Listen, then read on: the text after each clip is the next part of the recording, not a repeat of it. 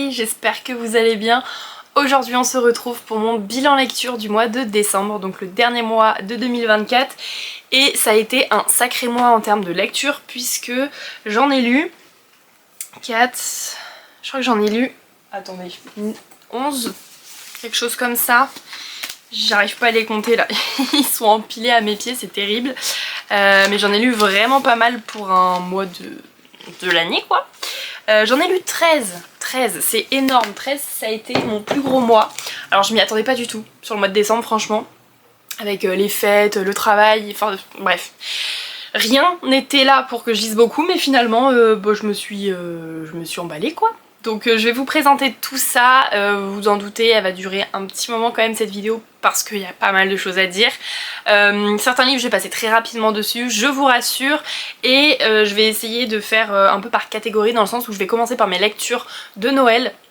Comme ça si ça vous intéresse pas les avis sur les livres de Noël, vous pouvez passer en gros les premiers avis et ensuite ça sera sur les lectures plus générales quoi. Juste avant ça, pour faire suite du coup à ma dernière vidéo qui est sortie, donc sur mes cadeaux de Noël et d'anniversaire, j'ai enfin reçu les deux qui me manquaient. Donc je vous avais dit qu'il me manquait des cadeaux, ça y est on me les a offerts. Donc la première chose c'est la fameuse petite télécommande du coup pour se mettre avec le support que je vous avais présenté pour changer les pages de la liseuse sans avoir à sortir les bras du plaid. Je trouve ça génial. Donc je l'ai eu, ça y est, et j'ai testé, ça marche très très bien. J'ai eu un peu de mal à comprendre au départ, mais finalement tout est bon, donc trop contente. Et le second cadeau c'est le stylet du coup de ma Kobo, donc pour pouvoir en fait faire des documents dessus, pouvoir surligner et tout, enfin dessiner et tout, et je suis trop contente. Donc très heureuse de mes petits cadeaux. Alors faites comme moi, munissez-vous d'un petit thé, un chocolat chaud, un cappuccino, bref que sais-je, ce que vous voulez. Et c'est parti pour la ribambelle de lecture du mois de décembre. Je commence donc avec mes lectures de Noël pour rester un petit peu dans le thème. Donc pour ceux qui adorent cette période, c'est le moment de rester encore un peu, de se sentir encore à Noël, même si il faut attendre maintenant la fin de l'année pour recommencer. Et donc là j'ai des livres du coup qui sont au nombre de 4 à vous présenter. Le premier c'est Mon beau sapin roi des embrouilles. Celui-ci je vous ai déjà fait une vidéo à part entière sur cette histoire, donc si jamais ça vous intéresse je vous la mettrai dans le petit i. Je sais toujours pas de quel côté il apparaît mais je vous le mets, c'est promis. Si voilà, pour avoir un avis un peu plus en détail, mais je vais pas recommencer pour ceux qui auraient déjà vu cette vidéo. Je vais pas vous rabâcher les oreilles, mais ça a été une excellente lecture. Ici on suit Lana et Will, si je ne dis pas de bêtises.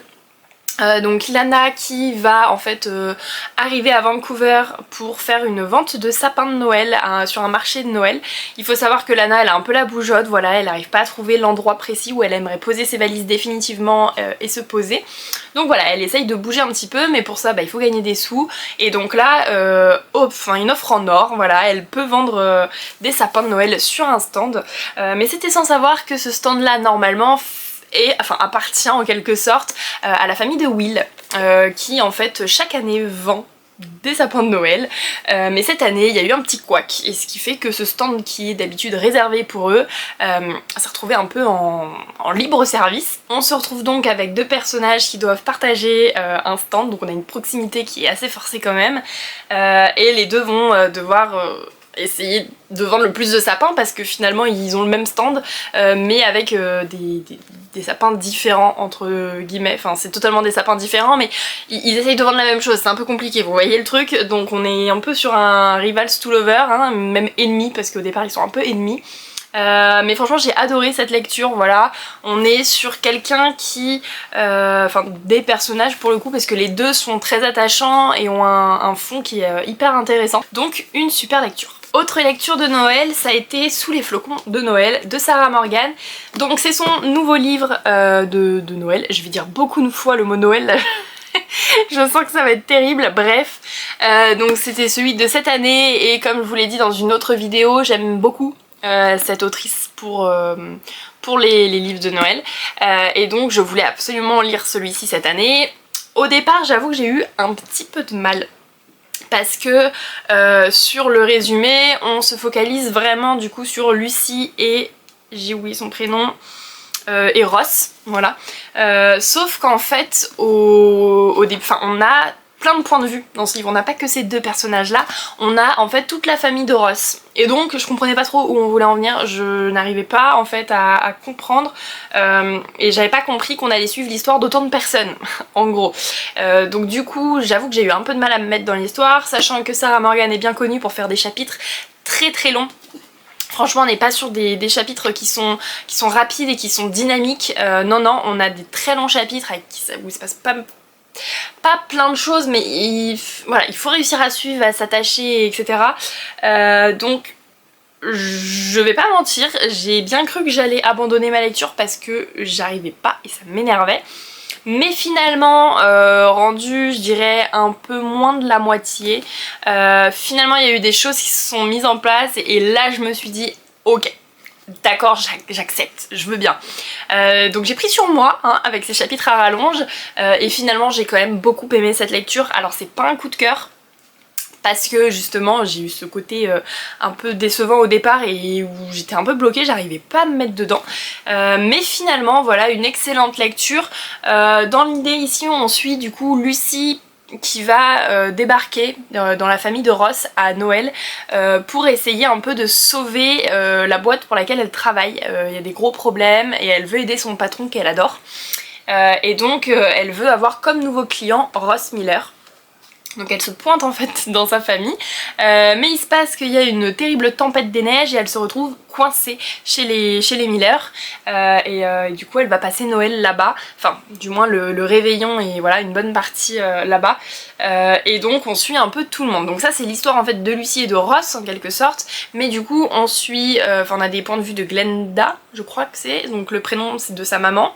On va avoir Alice, une de ses sœurs, et j'ai oublié la dernière, mais il y a encore une autre de ses sœurs. Et donc en fait on suit ces trois histoires, chacun ont des problématiques de vie actuellement, et donc on suit un petit peu tout le monde. Donc c'est très intéressant, c'est familial, etc. J'adore, hein, j'aime beaucoup, mais du coup c'est vrai que le côté de chapitre qui dure 10 plombes, j'ai un peu de mal. Mais ça c'est personnel, donc après si vous n'êtes pas dérangé par des chapitres qui sont assez longs, je pense que vous adoriez cette histoire et peut-être que l'année prochaine elle fera partie de votre pal ou wishlist, au choix. La prochaine lecture de Noël ça a été du coup un service presse que j'ai reçu des éditions BMR et il s'agit de Noël des bretzels et toi, donc de Lisa Saucy.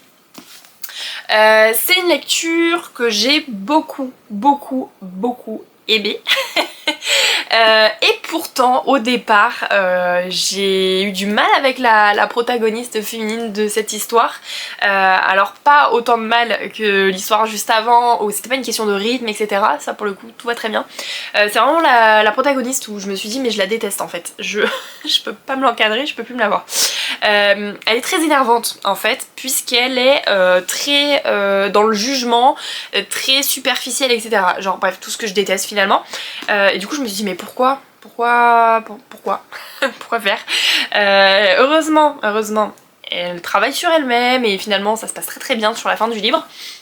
Mais du coup ce côté là m'a un petit peu freinée et donc cette histoire c'est Romy qui déteste Noël depuis la perte de sa maman et elle se retrouve à aller le fêter chez son papa en Allemagne. Voilà, donc en fait son papa a refait sa vie avec une femme qui vit en Allemagne, donc lui il est parti là-bas, il était que très rarement en France avec Romy et donc Romy c'est voilà la première fois qu'elle va rencontrer sa nouvelle famille on va dire et donc cette famille se compose donc de une belle-sœur, enfin une demi-sœur pardon, un demi-frère, la maman et du coup son papa.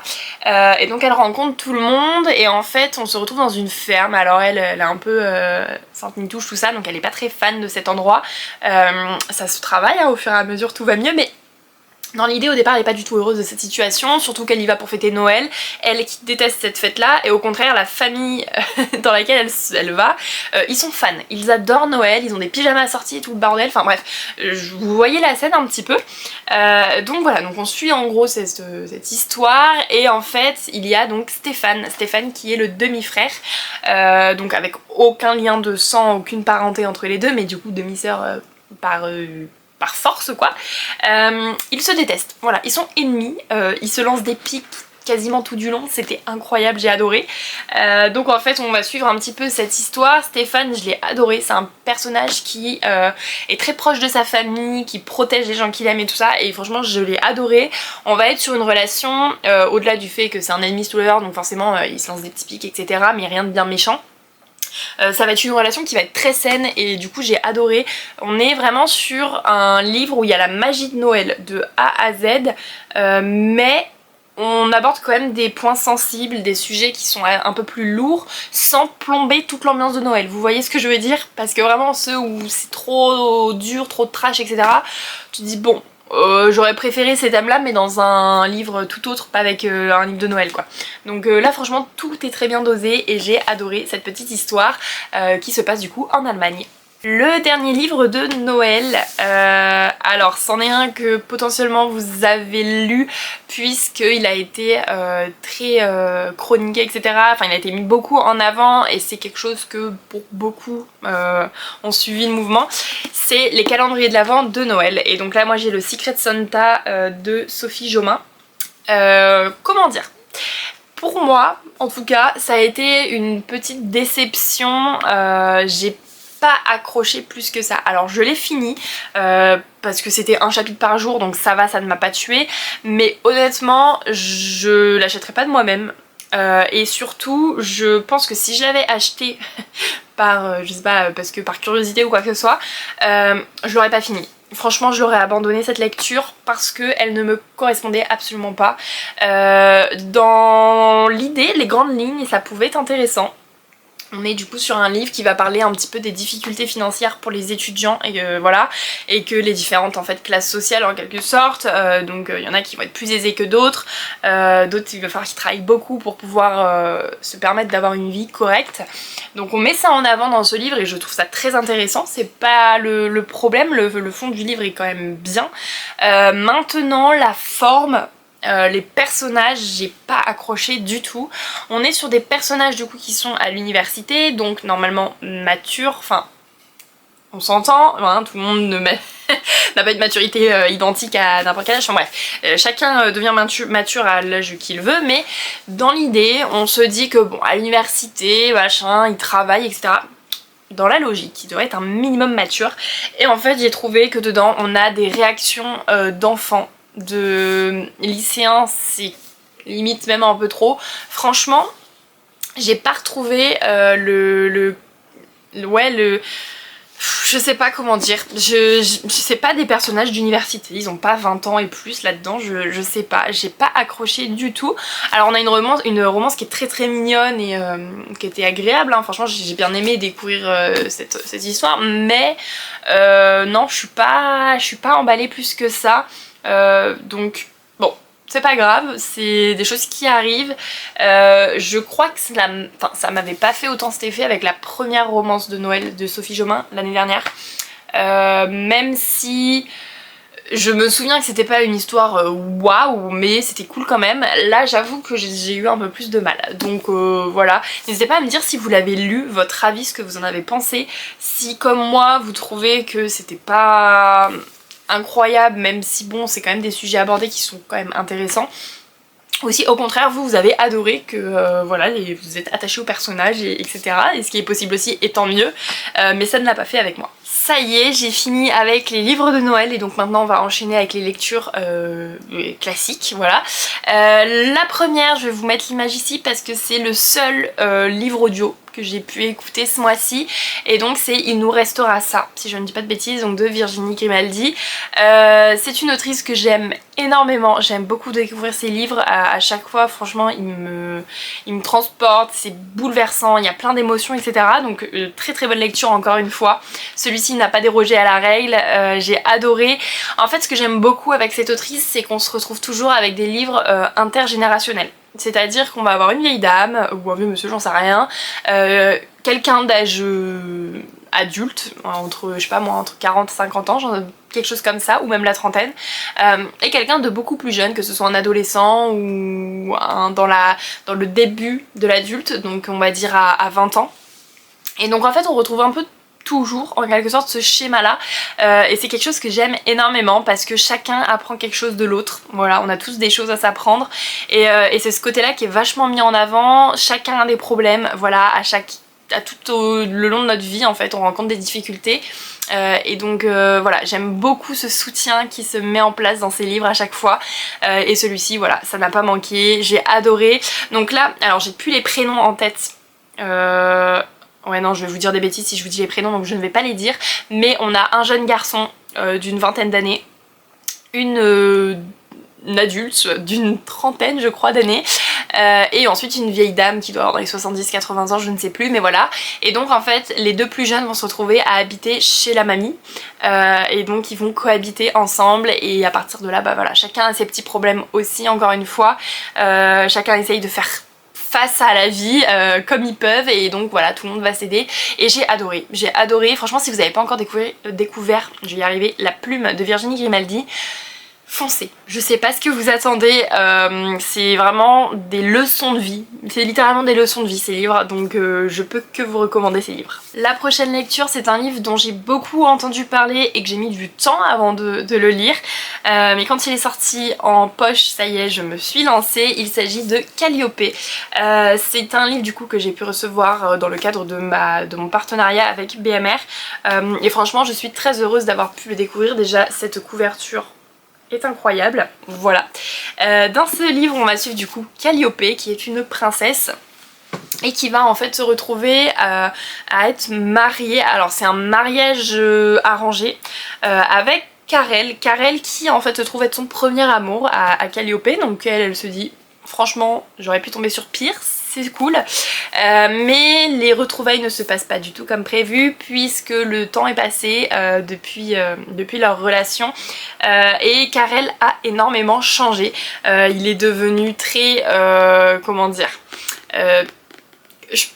il est ténébreux le monsieur, voilà, il tue des gens, il est assez aigri finalement, mais du coup il s'est passé plein de choses depuis, donc Calliope elle se retrouve un peu sur le cul, elle s'attendait pas à ça finalement. Donc on va suivre cette histoire, tout va partir de là. Il faut savoir qu'ils vivent dans un monde où la femme, franchement, elle est là que pour les plaisirs de l'homme, voilà, elle ne sert à rien d'autre, elle fait rien d'autre. Elle sert qu'à ça, et il faut savoir que si un homme fait une bêtise dans sa vie, je sais pas, qu'il vole ou qu'il tue quelqu'un, on est plus que sur une bêtise mais c'est pas grave, il faut savoir que c'est sa femme qui payera le prix, voilà, qui se fera fouetter, qui se fera enfermer, qui se fera tuer, et ben c'est sa femme, voilà. Donc l'homme n'aura rien, c'est toujours la femme, nickel, cette société, on adore.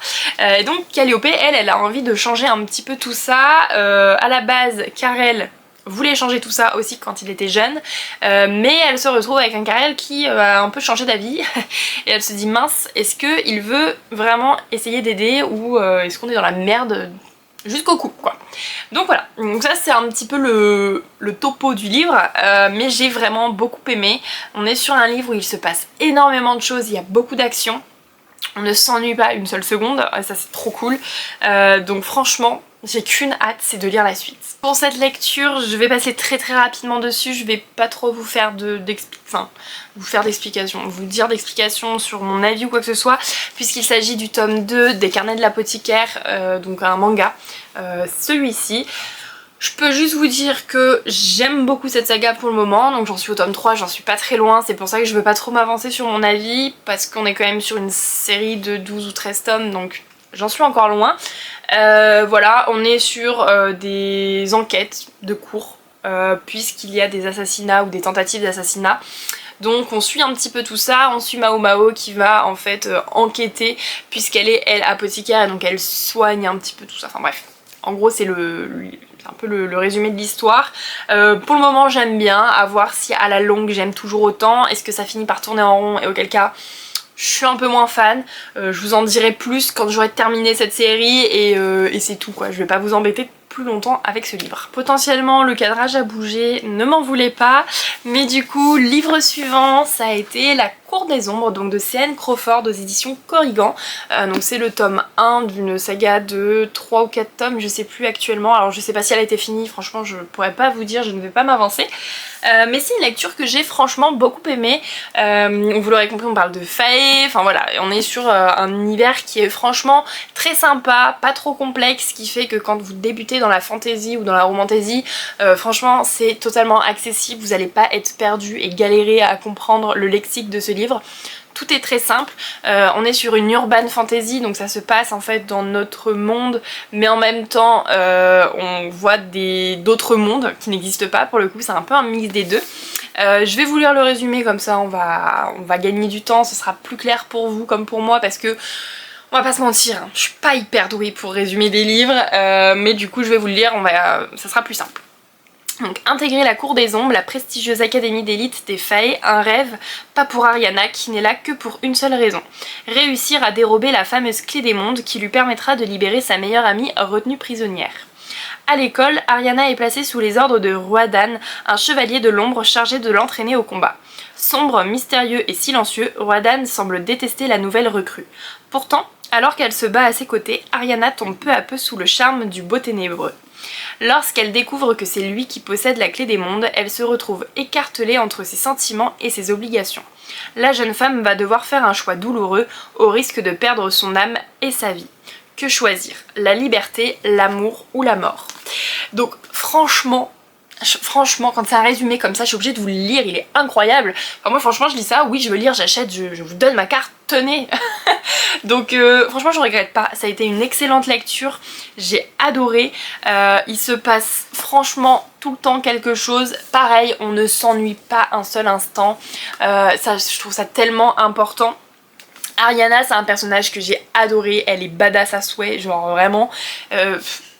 franchement on peut pas atteindre son niveau, elle est incroyable, elle se défend, elle est là pour sa meilleure amie et tout, enfin incroyable, incroyable. Donc lisez-le ce livre. J'ai ensuite pu lire le tome 3 de Elle, donc Elle au pluriel, voilà. C'est une petite suite de BD, je dirais, plutôt qu'un roman graphique, ou non plutôt un roman graphique. Je sais pas trop, je sais jamais la différence entre les deux. Bref, vous l'aurez compris, on est sur des petites images avec des bulles. Voilà, ça va être ma définition. Et donc ce troisième tome qui était le dernier m'a quand même beaucoup plu. Franchement c'était une petite série qui était très sympathique. On découvre un petit peu toutes les personnalités de Elle qui est du coup au nombre de 6 ou plus, je ne vous le dirai pas. Mais c'était vraiment très très sympa. Elle est très entourée avec ses amis. Elle a des amis qui sont juste incroyables. Et on est sur des dessins qui sont franchement trop jolis. J'aime beaucoup. Je vais essayer de vous en montrer, mais je veux pas vous spoiler, donc on va essayer de faire avec les moyens du bord. Mais on est sur des tout petits dessins qui sont vraiment très très cool. On est sur des personnages qui sont quand même bien travaillés. Il y a une de ses amies, j'avoue, où je me suis dit qu'ils auraient peut-être pu faire une petite amélioration au fil des tomes quand même, histoire de remonter un peu son niveau, parce qu'elle est assez niaise, un peu bête on va dire. Alors après ça fait son charme, on s'attache à elle parce qu'elle est un petit peu, un peu voilà quoi. Mais c'est que ça atteint des limites vraiment dépassées quoi. C'est pas...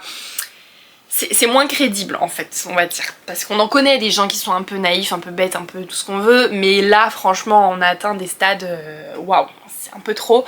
Donc on va dire que c'est un peu le côté...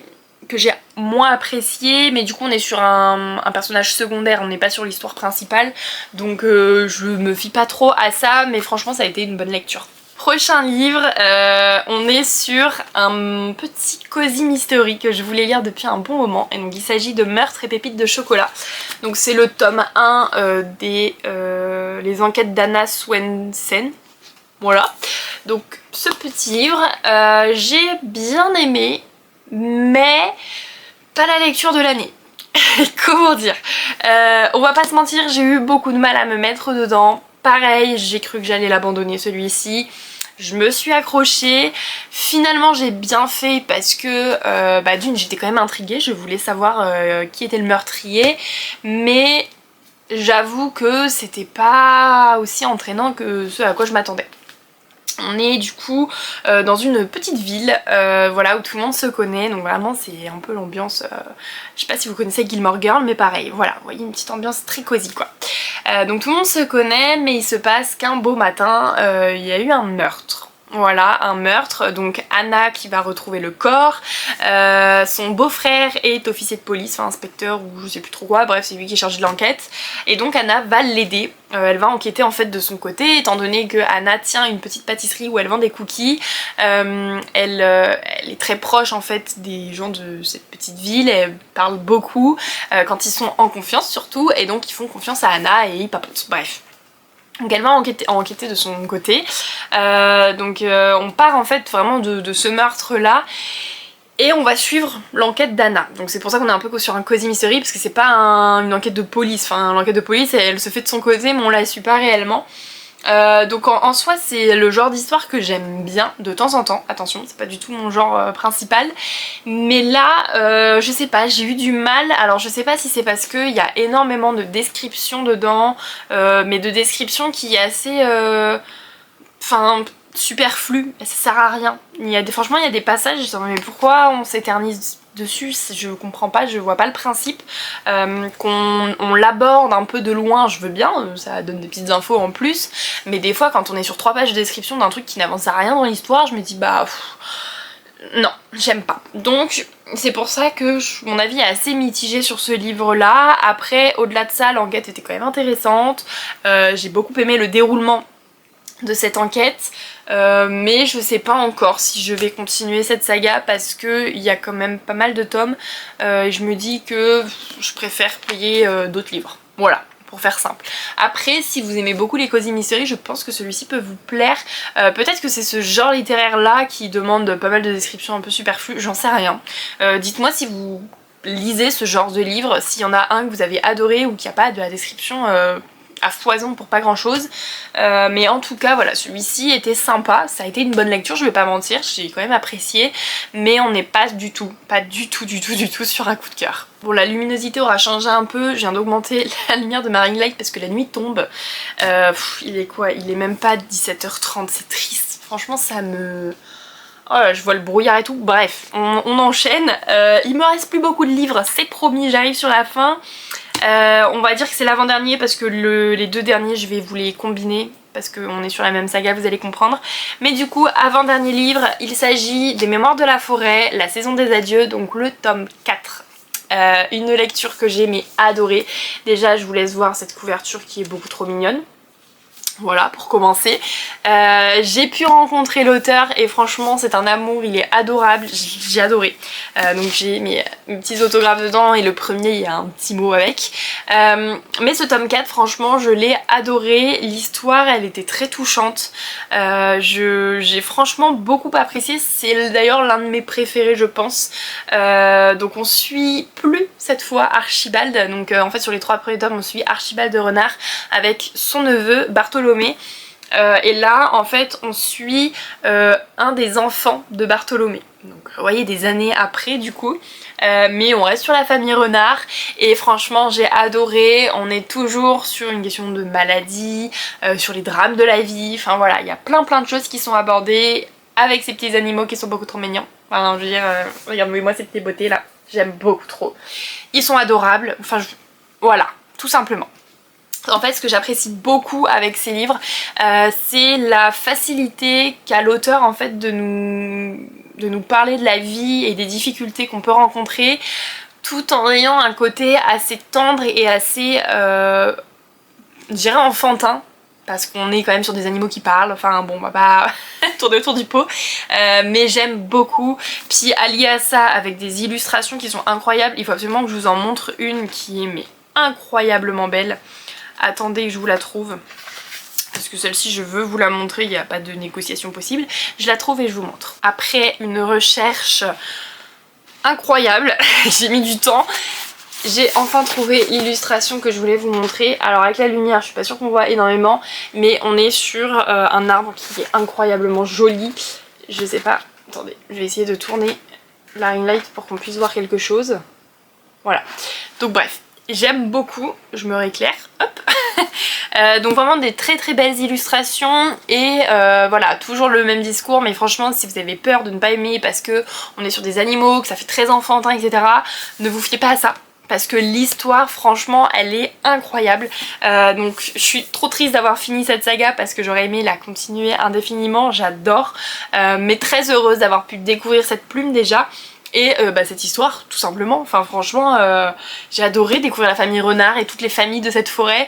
La forêt de Belle-Écorce, incroyable, à jamais dans mon cœur. Et donc on arrive à mes dernières lectures, je dis bien mes dernières lectures, étant donné que c'est 2 tomes d'une saga que j'ai pu lire, et donc il s'agit de Lightfall. Lightfall que je vous ai présenté rapidement dans mes cadeaux de Noël, puisque je l'ai eu à ce moment précis de l'année. Donc déjà le tome 1 est incroyable, et du coup j'ai pu lire le tome 2. Donc le tome 2 on est sur le format classique des romans graphiques, il n'y a que le tome 1 qui est assez collector, enfin totalement collector même, donc un très très beau livre. Donc j'ai lu le tome 1 et 2 de cette saga et franchement j'aime beaucoup trop. J'ai déjà le tome 3, il faut absolument que je le lise. Ensuite du coup, alors j'ai plus le prénom de la petite, c'est Béa, voilà, Béa et Cad. Donc Béa c'est la petite fille juste ici là, et là c'est Cad, le sorte de petit monstre très mignon, et du coup on part en fait sur une aventure assez incroyable, puisqu'il faut en fait sauver le monde, hein, littéralement. Donc on suit cette histoire. Il y a des méchants dedans. Dans les tomes en fait ils sont présentés sous page noire quand c'est les grands méchants, vous voyez, comme ça. Ça c'est un pas gentil ça. Et après on est sur une histoire, enfin un design qui est quand même beaucoup plus lumineux, hein, vous voyez la différence entre les pages très noires et ensuite le reste de l'histoire finalement. Donc voilà, donc on est sur cette petite histoire très mignonne, très sympa, avec une histoire de quête un petit peu, et franchement j'ai adoré cette histoire. J'en suis absolument fan. Je vais faire une fixette dessus, je vais vous en parler encore et encore, mais n'empêche que vous devez découvrir ces livres. Pour le moment ça se compte au nombre de 3, mais j'ai bien compris qu'il y aurait un tome 4, puisque j'ai été curieuse, j'ai regardé sur la dernière page du tome 3 et c'est écrit à suivre. Voilà, c'est la seule indication que j'ai.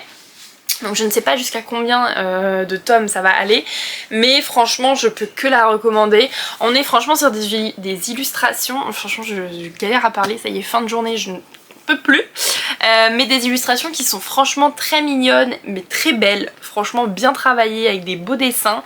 Ça donne envie, en fait ça donne juste envie. Je vais essayer de feuilleter pour vous montrer. On est vraiment sur de beaux dessins, une histoire qui est vraiment prenante. Donc si vous n'êtes pas hyper fan des romans graphiques, ou du moins que c'est pas vos lectures de base, laissez-vous tenter par celle-ci. Vous allez voir que vous allez adorer et que vous allez pas regretter. Ça y est, je suis venue à bout de mon bilan lecture de décembre. 13 livres, franchement, je m'en remets pas, c'est énorme. Je sais pas comment j'ai fait pour en lire autant, même si bon après il y a des romans graphiques et des mangas qui vont quand même très très vite à lire. On va pas se mentir, il me reste quand même 10 bonnes lectures que j'ai faites, donc je suis très contente de ce bilan. Ça a été globalement des très bonnes lectures, même si j'ai eu quelques déceptions ou quelques livres où j'ai eu du mal à me mettre dedans.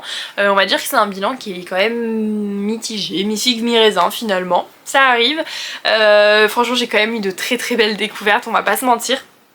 Dites-moi en commentaire vous, combien de livres vous avez lu et ce que vous avez lu, votre meilleure lecture de décembre, et puis on pourra partager un petit peu autour de ça. Peut-être que je l'aurai lu et dans ce cas je vous donnerai mon avis, et si je ne l'ai pas lu, eh ben, il ira peut-être sur ma wishlist, qui sait. Je tenais également à vous remercier puisque au passage de l'année 2025 nous avons atteint les 700 abonnés et franchement je suis très très heureuse. Peut-être que pour vous ce n'est rien, mais 700 personnes c'est beaucoup. C'est franchement beaucoup, donc merci infiniment de me suivre. Franchement j'espère que mes vidéos vous plaisent, il faut pas hésiter s'il y a des idées qui vous viennent, des choses que vous aimeriez voir, etc. Je suis ouverte, il n'y a pas de souci, je prends toutes les idées, toutes les infos et voilà, je veux communiquer avec vous. C'est notre chaîne, voilà, on essaye de faire du contenu qui plaît à tout le monde. Donc franchement merci d'être là, merci de me suivre, ça me fait vraiment très très plaisir. Moi je vous fais de gros bisous et puis je vous retrouve pour la prochaine vidéo.